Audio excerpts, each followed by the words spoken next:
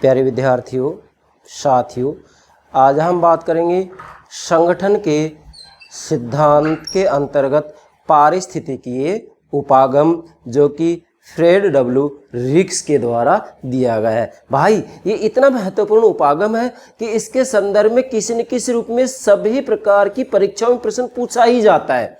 मैंने आपको पहले वायदा किया था कि मैं जितने भी संगठन के सिद्धांत के संदर्भ में उपागम है सभी उपागम अपलोड करूंगा। तो आज हमारा 8वां उपागम है, अंतिम उपागम है, जो कि एग्जाम की दृष्टि से महत्वपूर्ण होते हैं। वो सभी उपागम मैंने अपलोड कर दिए। आज अंतिम उपागम पर चर्चा कर रहे हैं, और वह कौन सा उपागम है? पारिस्थितिकीय उपागम, जिसे कि तुलनात्मक उपागम की संज्ञा भी दी जाती है। और इसको महत्वपूर्ण रूप में देने वाले विद्वान कौन है? फ्रेड डब्ल्यू रिक्स। बाकी विद्वान और भी है जिनका कि मैंने यहां पर नाम नोट कर दिया है। तो यस, आज का जो हमारा लेक्चर होगा किसके ऊपर होगा? संगठन के सिद्धांत के संदर्भ में पारिस्थितिकीय उपागम, जिसे कि विशेषकर फ्रेड डब्ल्यू रिक्स के द्वारा दिया गया है। इसे तुलनात्मक उपागम की संज्ञा भी दी जाती है। तो प्राणों से प्यारे विद्यार्थियों, प्रतिदिन जो मैं एक लेक्चर अपलोड करता हूं उसकी जानकारी, सूचना आपको प्राप्त हो सके, इसके लिए हमारे यूट्यूब चैनल को सब्सक्राइब अवश्य कीजिएगा। आशा करता हूं आपने सब्सक्राइब कर दिया होगा। Thank you very much, thank you very much. Yes, पारिस्थितिकीय उपागम। तो सबसे पहले इसकी पृष्ठभूमि बनाइएगा, मैं आपको समझा रहा हूं सामान्य रूप में। उसके बाद में एक एक बात जो नोट किए इसकी मैं व्याख्या करूंगा। यस भाई, वास्तविक रूप में संगठन से संबंधित उपागमों को विद्वानों ने मुख्यतया 3 भागों में विभाजित किया है। जैसा कि मैं प्रत्येक लेक्चर में प्रारंभ में यही बात आपको बताता हूं, इसको समझना जरूरी है। कितने भागों में विभाजित किया? 3 भागों में। पहला कौन सा है? शास्त्रीय उपागम। दूसरा कौन सा है? नवशास्त्रीय उपागम। और तीसरा कौन सा है? आधुनिक उपागम। तो वास्तविक रूप में अब जो हमारा लेक्चर चल रहा है वह आधुनिक उपागम के संदर्भ में चल रहा है। आधुनिक उपागम को 3 भागों में बांटा जाता है। 3 प्रकार के उपागम होते हैं। निर्णय निर्माण उपागम, जो कि हर्बर्ट साइमन के द्वारा दिया गया है, जिसको कि मैंने व्यवहारवादी उपागम के नाम से अपलोड कर दिया है। पारिस्थितिक उपागम, जिसको फ्रेड डब्ल्यू रिक्स ने दिया है। और व्यवस्थावादी उपागम, जिसको चेस्टर बर्नार्ड ने दिया है। मैंने व्यवस्थावादी उपागम और निर्णय निर्माण उपागम का वास्तविक रूप में जो आधार लिया गया है वह व्यवहारवादी उपागम ही है। तो व्यवहारवादी उपागम भी मैंने अपलोड कर दिया है। हर्बर्ट साइमन विद्वान इसके महत्वपूर्ण, तो ये आप प्लेलिस्ट में देख सकते हैं। तो डेफिनेटली सबसे पहले आपको ये बात समझनी है कि संगठन संबंधी उपागमों को, जितने भी उपागम है, 3 भागों में बांट दिया जाता है। शास्त्रीय उपागम, शास्त्रीय उपागम के संदर्भ में जितने भी लेक्चर थे मैंने अपलोड कर दिए हैं। नवशास्त्रीय उपागम के संदर्भ में जितने भी उपागम है मैंने अपलोड कर दिए हैं। आधुनिक उपागम, ये आपके सामने 3 है आधुनिक उपागम के अंतर्गत, तो इसमें मैंने ये 2 तो अपलोड कर दिए हैं। और जो तीसरा है पारिस्थितिकी उपागम, जो कि फ्रेड डब्ल्यू रिक्स के द्वारा दिया गया है, ये आज हम चर्चा कर रहे हैं इसके ऊपर, जो कि एग्जाम की दृष्टि से बहुत ही महत्वपूर्ण है। तो प्राणों से प्यारे विद्यार्थियों, हम आगे बढ़े उससे पहले एक बात और ध्यान रखनी है। क्या? निष्कर्ष रूप में कि शास्त्रीय उपागम का जो मुख्य बल रहा है, शास्त्रीय उपागम में चाहे कितने ही उपागम रहे, मैंने सब अपलोड कर दिए। 2 ही उपागम महत्वपूर्ण इसमें। शास्त्रीय उपागम का जो मुख्य जोर रहा है वह वास्तव में संगठनात्मक या संरचनात्मक सिद्धांतों पर रहा है। मतलब वास्तव में प्रशासन के अंतर्गत संगठन और संरचनाओं के अध्ययन के ऊपर मुख्य जोर दिया है शास्त्रीय उपागम ने।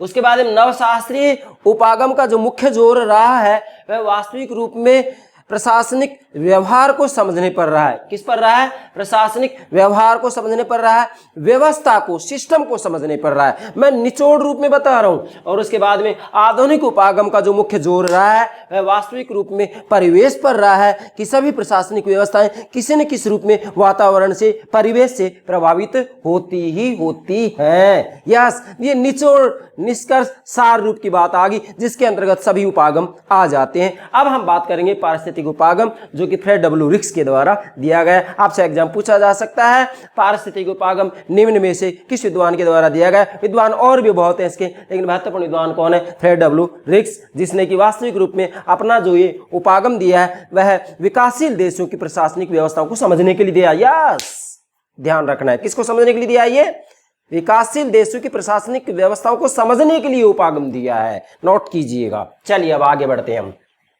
यहां तक ये बात क्लियर होगी। तो आज जो हमारा चर्चा का विषय है कौन सा है? 2 नंबर वाला है। ठीक है, पारिस्थितिकीय उपागम।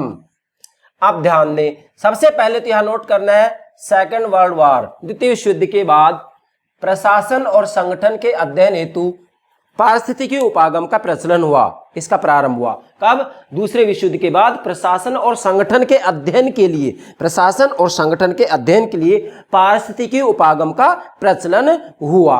नोट करें।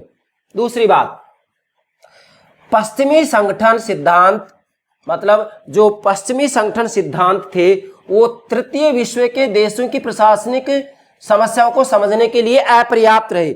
इसलिए यहां ये प्रयास किया गया कि भाई विकासशील देशों की प्रशासनिक व्यवस्थाओं को कैसे समझा जाए, प्रशासनिक व्यवस्थाओं के सामने जो समस्याएं, जो चुनौतियां, उनको कैसे समझा जाए। तो इसके लिए पारिस्थितिकी उपागम दिया गया। किस रूप में दिया गया? कि वास्तव में जो प्रशासनिक व्यवस्था होती है, जो प्रशासन होता है, जो संगठन होता है, वह परिवेश से, वातावरण से निश्चित रूप में प्रभावित होता ही होता है। मुझे बताइएगा, क्या सरकार, संविधान, कानून, संगठन, सरकारी कार्यालय जाति से, भाषा से, धर्म से प्रभावित होता है कि नहीं होता है? प्रभावित होता है। इसलिए आप कह सकते हैं कि जो संगठन होता है, जो प्रशासनिक संगठन होता है, वह किसी न किसी रूप में परिवेश से प्रभावित होता ही होता है। इस परिवेश के ऊपर ही फ्रेड डब्ल्यू रिक्स ने मुख्य बल दिया है। यही इनका केंद्र बिंदु है, अध्ययन का केंद्र बिंदु है। यस, आगे बढ़ते हैं। यहां तक क्लियर हो गई ये बात।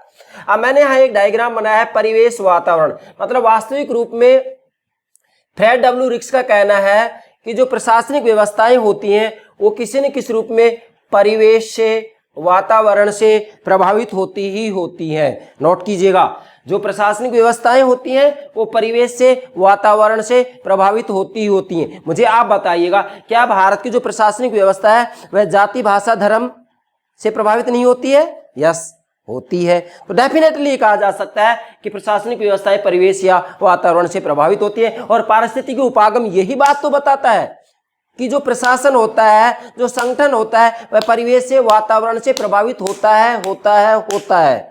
अब मैंने यहाँ बहुत महत्वपूर्ण बात नोट की है। यह शब्द, मतलब पारिस्थितिकी शब्द, जीव विज्ञान से लिया गया है। नोट कीजिएगा, पारिस्थितिकी शब्द कहां से लिया गया है? जीव विज्ञान से लिया है।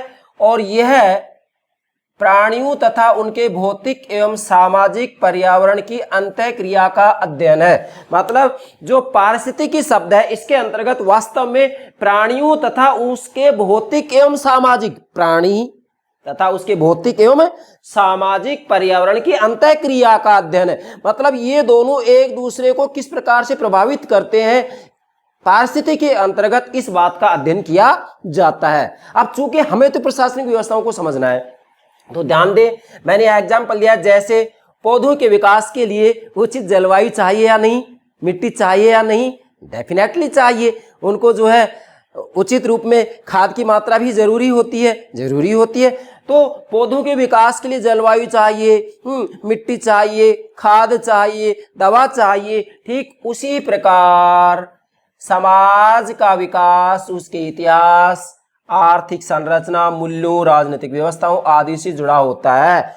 तो डेफिनेटली जो प्रशासनिक व्यवस्था होती है, प्रशासनिक व्यवस्था में कोई भी क्रिया की जाती है, कोई भी निर्णय लिया जाता है, तो निश्चित रूप में वह किसी न किसी रूप में इतिहास, आर्थिक संरचना, मूल्य, राजनीतिक व्यवस्था से प्रभावित होता ही होता है। तो पारिस्थितिकी उपागम में इसी बात का अध्ययन किया जाता है कि प्रशासन और संगठन परिवेश से और वातावरण से निश्चित रूप में प्रभावित होता है। इसका मूल भावार्थ ये होगा। अगली बात बहुत महत्वपूर्ण है, पारिस्थितिकी उपागम को देने वाले और जो विद्वान हैं उनके नाम नोट करेंगे। J M Ghosh, Robert A Dahl, Robert Merton और महत्वपूर्ण जो विद्वान है वो फ्रेड डब्ल्यू रिक्स है। मैंने नोट भी कर दिया है, महत्वपूर्ण योगदान जो दिया है वह फ्रेड डब्ल्यू रिक्स ने दिया है। बाकी ये और भी विद्वान है, इनके भी आप नाम नोट कर सकते हैं, एग्जाम में पूछा जा सकता है। अगली बात, अब देखिएगा, अगली जो बात आती है वो ये है कि वास्तव में फ्रेड डब्ल्यू रिक्स ने जो अपना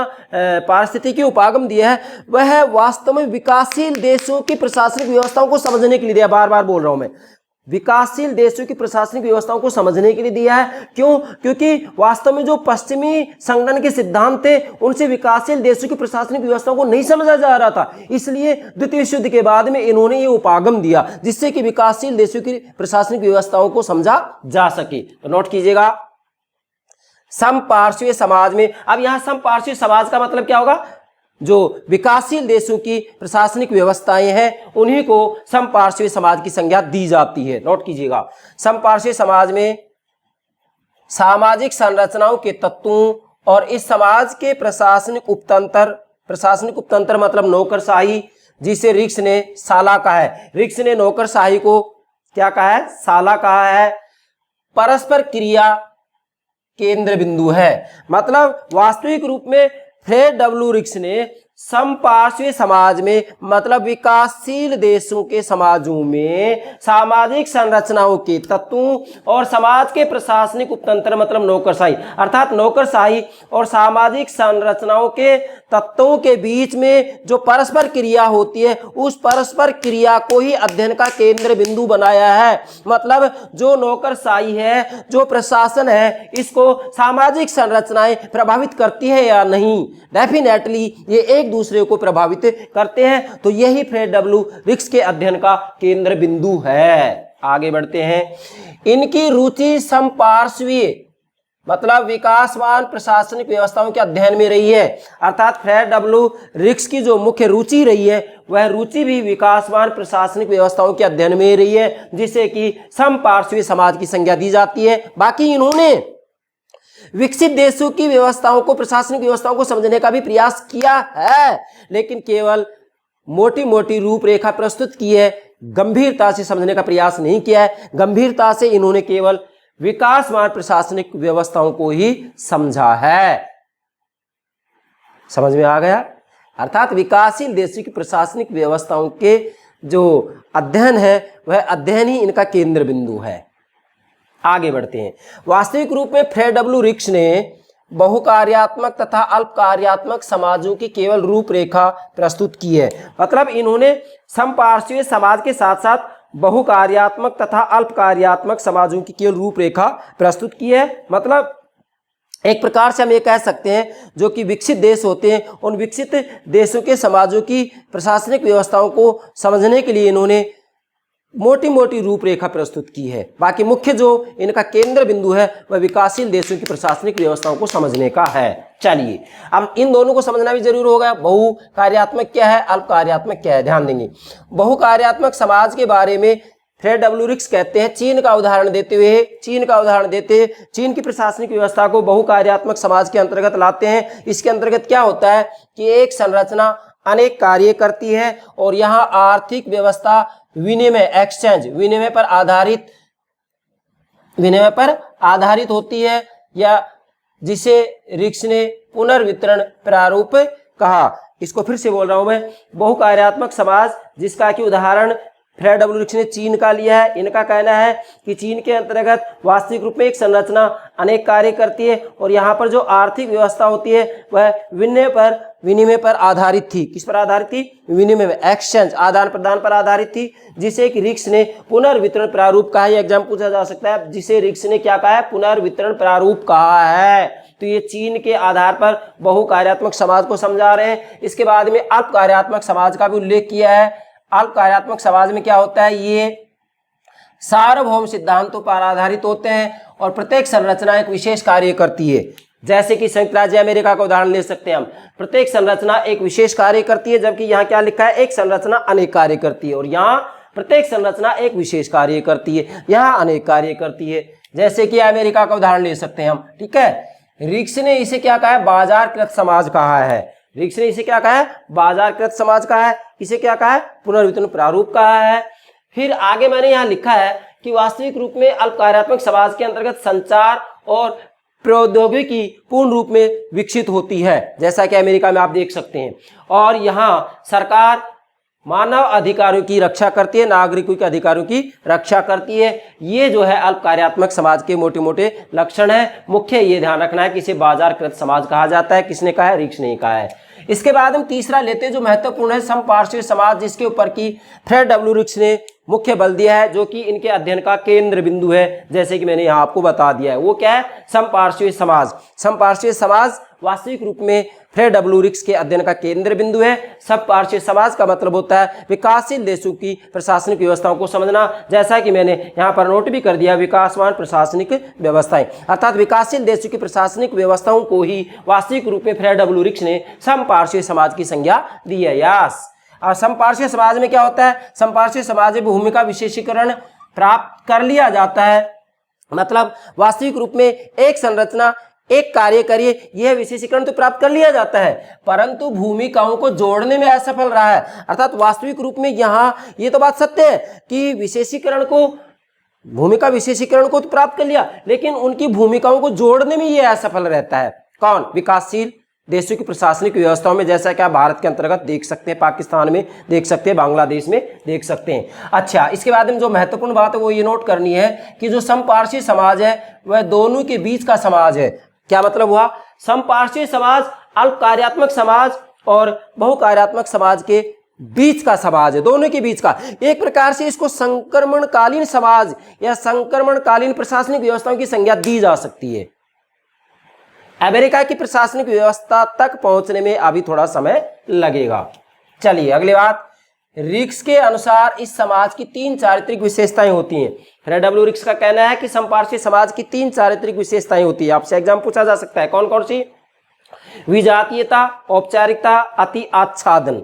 ध्यान दीजिएगा, विजातीयता, विजातीयता का मतलब क्या होता है कि वास्तविक रूप में यहाँ पर विभिन्न व्यवस्थाएं, व्यवहार, क्रियाएं, दृष्टिकोण की एक साथ उपस्थिति होती है। मतलब वास्तव में कुछ देश ऐसे होते हैं, विकासशील जो प्रशासनिक व्यवस्थाएं होती हैं उनके अंतर्गत एक ही साथ व्यवहार, व्यवस्थाएं, क्रियाएं, दृष्टिकोण उपस्थित होते हैं। जैसे कि वहाँ नया, पुराना, पूर्व, पश्चिम, गांव, शहर, पूंजीवाद, समाजवाद एक साथ पाया जाता है, जैसा कि आप भारत में देख सकते हैं। यस। औपचारिकता का मतलब होता है संविधान, कानून, नियम, सरकार औपचारिक रूप में विद्यमान रहते हैं, परंतु यहाँ सिद्धांत व्यवहार में अंतर पाया जाता है। अर्थात वास्तविक रूप में जो समपार्श्विक समाज होते हैं वहाँ पर संविधान, कानून, नियम, सरकार ये औपचारिक रूप में उपस्थित होते हैं, परंतु सिद्धांत और व्यवहार में अंतर पाया जाता है। सिद्धांत रूप में कुछ होता है और व्यवहारिक रूप में कुछ होता है। तो क्या भारत में ये बात उपस्थित नहीं है? भारत में ये चारित्रिक विशेषता मौजूद है। चलिए तीसरा, अति आच्छादन। अति आच्छादन का मतलब होता है कि वास्तविक रूप में इन विकासशील देशों के अंतर्गत नए संगठन स्थापित किए जाते हैं, फिर भी पुराने संगठन प्रभुत्व जमाए रखते हैं। मतलब अति आच्छादन के अंतर्गत क्या होता है कि डेफिनेटली जो विकासशील देशों की प्रशासनिक व्यवस्थाएं होती हैं उनमें नए नए संगठन तो स्थापित कर दिए जाते हैं, परंतु फिर भी उनके ऊपर जो पुराने संगठन होते हैं वो अपना प्रभुत्व जमाए रखते हैं। कैसे? जैसे भारत का उदाहरण देते हैं, जाति धर्म परिवार, जाति धर्म परिवार, संसद, सरकारी कार्यालय, बाजार, स्कूल आदि पर प्रभुत्व स्थापित किए हुए हैं, है कि नहीं है? भारत के अंतर्गत वास्तविक रूप में जाति धर्म परिवार, मुझे बताइएगा क्या यहाँ की राजनीति को प्रभावित नहीं करता है? क्या यहाँ की सरकारी कार्यालयों को प्रभावित नहीं करता है? क्या यहाँ पर स्कूल जो है विद्यालय, महाविद्यालय, विश्वविद्यालय को प्रभावित नहीं करता है? क्या बाजार को प्रभावित नहीं करता है? डेफिनेटली प्रभावित करता है। तो ये अति आच्छादन के अंतर्गत आता है। इसके बाद में अंत में मैंने यहाँ लिखा है साला प्रारूप क्या है। साला प्रारूप जो कि फ्रेड डब्ल्यू रिक्स के द्वारा दिया गया है। ध्यान दीजिएगा, साला प्रारूप एक स्पेनिश भाषा का शब्द है। साला प्रारूप एक स्पेनिश भाषा का शब्द है। ये लैटिन अमेरिकी देशों में सरकारी कार्यालयों के लिए इसका प्रयोग किया जाता है। किसका? साला का प्रयोग लैटिन अमेरिकी देशों में सरकारी कार्यालयों के लिए किया जाता है।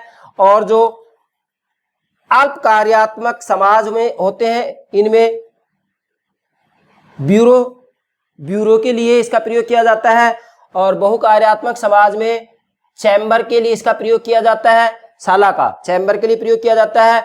और समपार्श्वीय मतलब विकासशील प्रशासनिक व्यवस्थाओं या विकासशील देशों के अंतर्गत नौकरशाही के लिए साला शब्द का प्रयोग किया जाता है। जो ब्यूरोक्रेसी होती है, नौकरशाही के लिए साला शब्द का प्रयोग किया जाता है। तो आपसे एग्जाम में पूछा जा सकता है, नोट कर सकते हैं। फिर लास्ट में मैंने लिखा निष्कर्ष 3। इसका मतलब क्या है? निष्कर्ष यही है कि अब चूंकि हम जो उपागम है 8 उपागम, आज 8वां उपागम अपलोड कर रहा हूं, तो 8 उपागमों को हमने 3 भागों में विभाजित किया था, शास्त्रीय उपागम, नवशास्त्रीय उपागम और आधुनिक उपागम। मैंने यहाँ लिखा है निष्कर्ष 3, मतलब तीनों ही जो ये उपागम है, मतलब संगठन संबंधी उपागमों को 3 भागों में बांट दिया है। तो तीनों ही भागों का निष्कर्ष क्या होगा, यहां पर ये बात आप नोट कर सकते हैं। क्या नोट करेंगे कि शास्त्रीय उपागम विशेषकर संरचनात्मक संगठनात्मक क्या संगठनात्मक सिद्धांतों पर बल देता है। नवशास्त्रीय उपागम विशेषकर व्यवस्था पर बल देता है, प्रशासनिक व्यवहार के अध्ययन पर जोर देता है। और आधुनिक उपागम वास्तविक रूप में परिवेश वातावरण के ऊपर बल देता है कि जो प्रशासन और संगठन होता है वह परिवेश से प्रभावित होता ही होता है। यहाँ पर प्रशासन और संगठन को समझने के लिए व्यवस्था शब्द का प्रयोग किया जाता है, प्रशासनिक व्यवहार को समझने का प्रयास किया जाता है, और यहाँ पर प्रशासन को समझने के लिए, संगठन को समझने के लिए संगठनात्मक संरचनात्मक सिद्धांत दिए जाते हैं, जिसके आधार पर प्रशासन और संगठन को समझा जाता है। यही वास्तविक रूप में संगठन संबंधी तीनों उपागमों का निष्कर्ष है, निचोड़ है, सार है। तो मैं पूर्ण विश्वास से कह सकता हूं कि आप वास्तविक रूप में संगठन संबंधी जितने भी उपागम मैंने अपलोड किए, 8 उपागम मैंने अपलोड कर दिए हैं, ये 8 के 8 उपागम आप ठीक से समझ जाएंगे। अब इसके बाद में अगला जो हमारा लेक्चर होगा वह वास्तविक रूप में संगठन के सिद्धांत के संदर्भ में होगा, और मुख्यतया जो एग्जाम की दृष्टि से महत्वपूर्ण 7-8 सिद्धांत हैं मैं उनको ही अपलोड करूंगा। बाकी तो दुनिया भर के विद्वानों के द्वारा दुनिया भर के सिद्धांत दिए गए जिनकी की चर्चा हम कल की क्लास में करेंगे। तो मुझे पूरा विश्वास है आप पारिस्थितिकी उपागम को, जिसे तुलनात्मक उपागम की संज्ञा भी दी जाती है, और देने वाले फ्रेड डब्ल्यू रिक्स, ये आप ठीक से समझ गए होंगे। Yes, okay, thank you very much.